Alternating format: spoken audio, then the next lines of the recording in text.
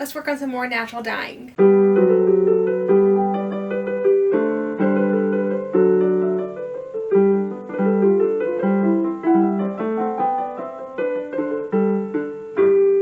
Hi everyone, my name is Caitlin. I'm a living historian who educates other living historians by teaching old-fashioned sewing skills and copying original garments. We are working on a 4-part series of using an 1815 dye manual and at least all the ingredients in there to see what colors were available in the early 19th century as far as fabrics go. My goal with this is to try more recipes I haven't tried. I do teach natural dyeing at Pioneer Farms in Austin, Texas, but I kind of stick with what I know. I don't, and I basically teach these in class every single time. So this is more for my edification. I'm also making a binder with all the recipes on there so that I can take it to class and people can see the variety of natural colors, the variety of fabric colors that they could get in the early 19th century. So last month we used cochineal, osage, annatto, and madder. It mostly got warm colors. Of course, we got some grays with when we mordanted with things like iron. We got some lovely purples as well. So this month what we're going to do is we're going to work mostly with indigo. So that's going to be a vat dye. It's going to be different than what we've done before. We've done dye baths, not a vat. So we'll be doing lots of that. Same as always, I have sets here of 9 swatches. In every single swatch, they're all cut at the same time. I'm trying to make this as cohesive an experiment as possible with as few variables as possible. I'm not a scientist, so this isn't going to be exact. But I do want to show how the different fibers do take on different colors, even if they are mordanted at the same time, even if they're dyed at the same time.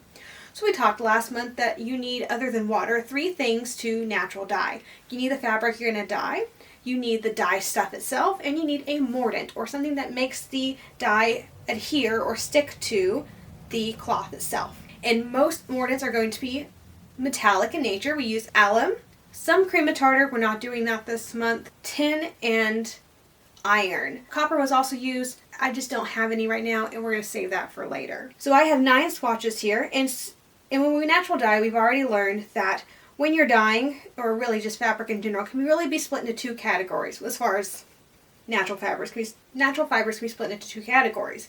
You have plant-based fibers or cellulose fibers. Those are going to be your cotton and your linen. And then you have your protein fibers or your silks and your wools, or animal-based fibers. And animal-based protein fibers tend to take on dyes better than their cellulose or plant-based counterparts. So to illustrate that, I have a set of 9 swatches. 3 of them are protein fibers and 6 of them are plant-based fibers. We have a natural wool. I'm not going to be able to pull all these out in time. We have a bleached silk, and then we have a brown silk. And then for the cellulose fibers, we have a bleached linen, an unbleached linen, bleached cotton, unbleached cotton, and then just for fun, we did a printed cotton and a woven design cotton, where the design's the same on either side because the colors were dyed before they were woven into a fabric. So I think we're going to do 14, I think that's how many I have in here. That's how many swatches I set out. If I need to get more, I will go grab some more. I have a whole bunch of swatches still left. So we're going to go ahead and get to work. We're going to, of course, start with the pre-rinsing. I always pre-rinse them and then we put them into the mordant pots. Just to keep the variables the same, we are only mordanting for an hour, which is a lot less time than most mordants usually take. A lot of people leave in the mordant pots for 2 to 3 days. We just don't have that kind of time around here. So we're going to do it at least an hour. If you try this at home, you may get better results if you actually wait the 2 to 3 days with the fabric in the mordant pots. With all that being said, let's go ahead and get started. All right, camera car got full. So for a dark indigo vat, you want more than 7 grams of indigo per liter of water. So my math came out to for 9.5 liters of water, and I wanted a light indigo vat, but on the higher end of light, because I want you to see the blue, but because we're going to be doing multiple dips, you can get that dark even with a light vat. So my choice is to not waste as many of my ingredients and instead to just double, triple dip. So I'm choosing to do 2.5 grams of indigo per liter of water. So how all that worked out, it ended up being about 24 point something indigo. So I'm doing 25 grams of indigo powder, and I'm going to do 50 grams of this and 75 grams of this. Alright, back outside, and I did add the appropriate amount of warm water. Like, it's not boiling hot, but it was getting little bubbles on the bottom of it, essentially. So here's my iron dissolved, mostly. I'm gonna pour that in. And now we're gonna add my 75 grams of dissolved lime. Okay, not quite dissolved. I'm gonna use a wooden stir stick, and I'm just gonna stir this around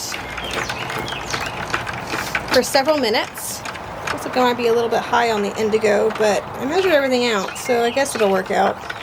Okay, I'm gonna let that sit just enough to where it's cool enough to really touch, and then we'll be ready to dye. In the meantime, I'm gonna take my swatches, and I will be getting them soaked wet. This actually may not have been big enough. So what I'm gonna do is put a piece of cheesecloth in there. This isn't unconventional, but I'm gonna do it so that I have a little thing to catch my cloth so that it doesn't get stuck down there and I can't get it back out. That's the goal here. I don't know if this is actually gonna work or not. Make sure the dye fabric's in here, but I just wanna give myself a little bit of a... There's all my swatches. And they should be heavy enough to go in there. You want them not to touch the surface for right now. Alright, I will see you in 10 minutes. That's going to sit, again, 10 minutes for our first set. It's been 10 minutes. So I'm going to pull this whole thing up. I'll put it back in for 2 and 3. This will at least give me all my swatches. The fun part about indigo is watching it turn blue, because it's green, then when it hits the oxygen, it'll start turning blue. But I am going to rinse this off. I'm going to rinse everything, get it all nice and clean. I'm going to set aside 3 of the swatches, or 3 sets of the swatches, because some of them are only single dip. And I'm going to take the other 6 sets of swatches and we'll set them back in here. Dyeing is always fun because sometimes things don't work out like you think. So this ended up being a very prolific dye pot, or dye vat. So they came out very, very dark. Much darker than they should have, given the amounts that I used. We're going to double dye, a set. So it's gonna be a set of 3. But we're gonna come back. I'm gonna prep 3 more swatches. That's why I packed extra swatches, or prepped extra swatches. And we are going to do a 2-minute dip with that and see if we can get a lighter shade of blue. So I have my swatches. Go back in. Dip, dip, dip. All right, 10 more minutes. It's been 10 more minutes. I have the 2-minute ones prepped. 2-minute set. Go in there. Go, go, go. I'm not sure if the 2-set one actually got any darker, but I guess we'll see. All right, let's pull this in. And then that should be it for our indigo pot. Welcome back to the kitchen. So I have cochineal, and then I have Osage. I shouldn't need to mordant anything because the iron in the indigo pot should be a mordant already. This is not ready to take it yet. But we'll go ahead and start with the cochineal. So I have here the indigo dye. This is the 10-minute dye. You can see how dark they are. Not usually what happens, but I think my scale is off. I was looking at how much indigo went into 25 grams. And I was like, that does not look like 25 grams. But I did it anyway. So I think I just made a super concentrated dye vat by accident. It's fine though. So I'm gonna set the timer for 10 minutes since that was a 10-minute in the dye vat. We're gonna do 10 minutes in the dye bath. And then hopefully by the time that 10 minutes is done, that one will be ready to do the 10 minutes of the yellow. So it did darken slightly with the 20 minutes instead of the 10 minutes. So this bottom row is 10 minutes.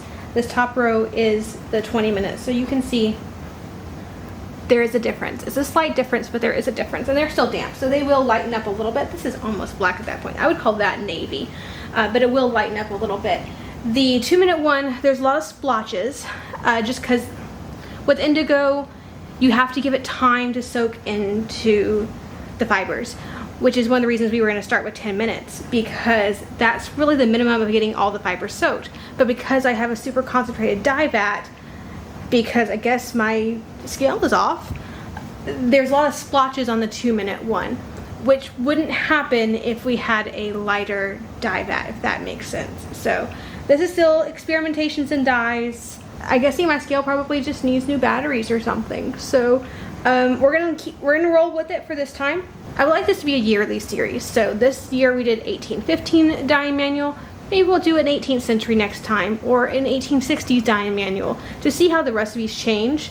And I'll also, like when I do indigo vats, we'll do different concentrations, and that way we can just amass so many different books of natural dyeing swatches and kind of see the difference. But I'm still waiting for the 10 minutes for the Osage and this, or sorry, for the cochineal. This is my Osage bundle that's gonna go in the Osage. And then I guess I can start packaging these up to go in the dye vat next. One of them's going to be missing one because I rinsed it out in the sink and it went down the drain. So I don't know how to fix that actually. So we're going to be missing a swatch, and that's okay. Alright, I have 2 pots that are nearly boiling, if not boiling. In the cochineal pot, I'm going to put a set that has not been dyed because I figured, you know, we've over dyed with, you know, indigo with the other colors. Let's go ahead and start with the other color and over dye with indigo. And this is going to be the same going in the Osage pot. Gonna leave that for about 30 minutes, just like we did last month. Alright, so here's what we got so far. These are dry, well, those are dried and these are not. So those are a little bit darker than I think they will be later. But that is the cochineal over dyed with indigo. I over dyed it for 10 seconds, y'all. Look how blue it is. 10 seconds in that indigo vat. Definitely something's wrong with my scale. This one, same thing. This is the Osage, and 10 seconds in that indigo dye vat after being in the Osage for 30 minutes. So this is 30 minutes cochineal with 10 seconds indigo, 30 minutes Osage, 10 seconds indigo. This is the indigo that was over dyed with cochineal. This is the 2-minute indigo vat, and that's over dyed with cochineal, and that's over dyed with the Osage. So notice how blotchy that one is. That was really surprising to me. I expected that one to be blotchy since you was only in the indigo pot for a little bit, but no, that one's super blotchy, and I'm not entirely sure what's going on with that. But right now I have the 10-minute indigo in that dye bath. Again, 30 minutes for both dye vats. And we're just going to keep on plugging on, and then we'll have the last one, which will be the 2 10-minute dipped indigo into each of the dye vat. And then that'll just about wrap up for today. What's sad is that one of the reasons I did this series is that I really wanted to get some good greens to show how greens could be got without arsenic. And because of the whole wildflower situation, we aren't able to do that. It's unfortunate because we were going to do the black-eyed Susans, which I know give a really nice green. Bluebonnet should give a really nice bright green. There are lots of wildflowers that give green. There are other ways to get green. I just don't have all the ingredients. And so it's going to have to be a later, next time we do this series type of thing. So we're going to have very few greens. They're not exactly nice greens. I mean, I like these. These are fine. They're not beautiful greens, but they're pretty. These are both the silks, actually. And they're this green. I'm not saying I actually do kind of like the teal. This was the woven one, so you can so you can see the stripes just a little bit.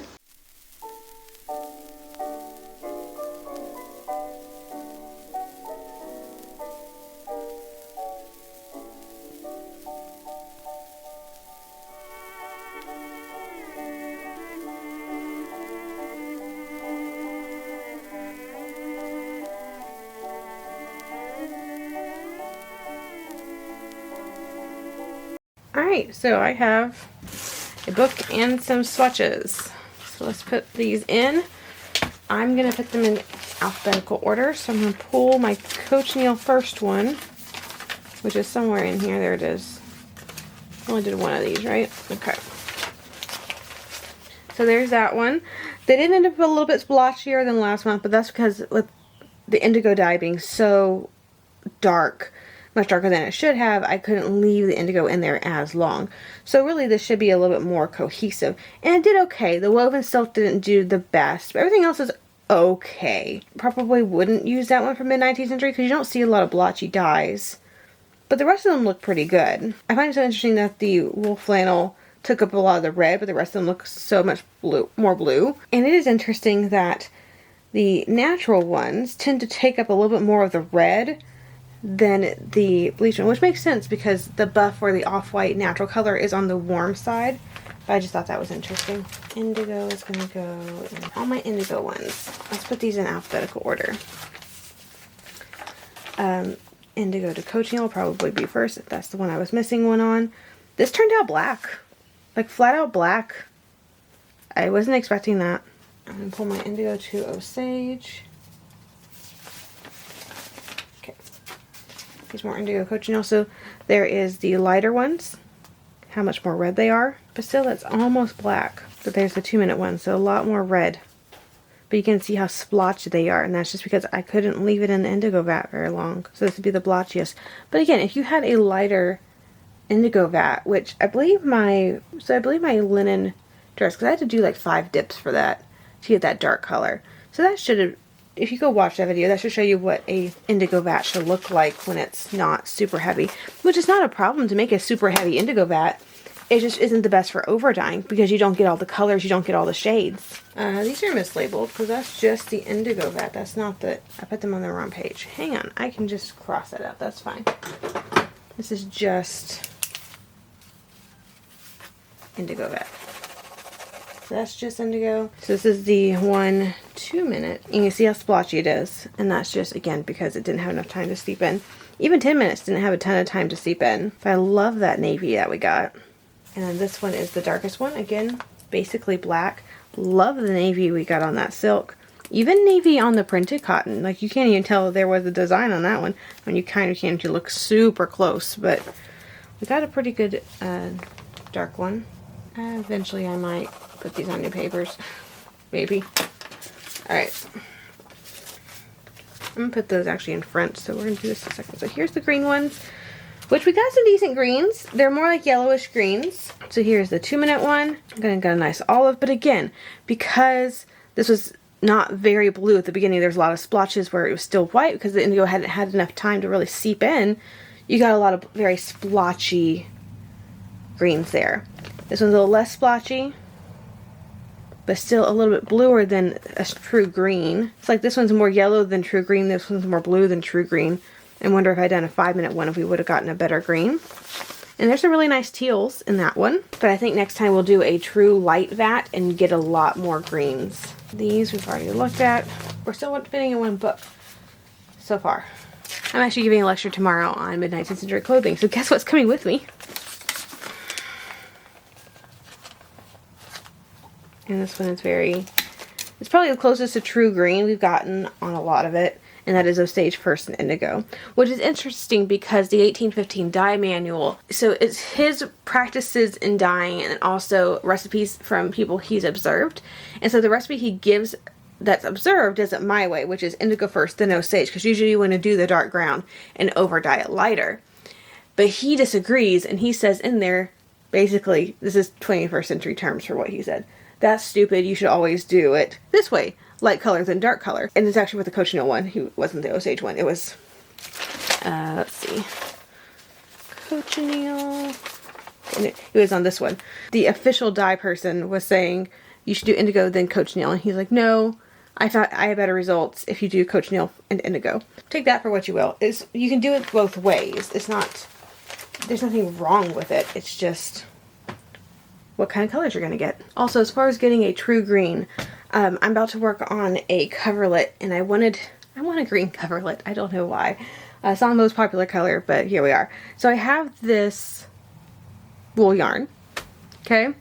Nice lighter blue than what we were able to accomplish with our indigo vat. So it's already blue. I over-dyed it with the Osage in the same manner.